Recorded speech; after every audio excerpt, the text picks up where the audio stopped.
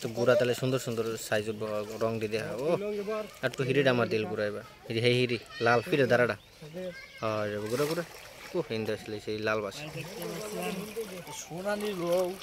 নুদুল খারো নষ্ট করিস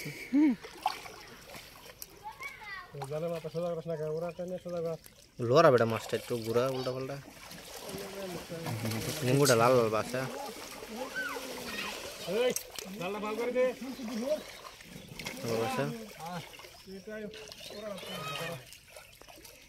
আসসালামু আলাইকুম প্রিয় মাছ চাষী ও মৎস্যোদ্যোক্তা ভাই বন্ধুরা যারা এতক্ষণ ধরে আমাদের ভিডিওটি দেখছিলেন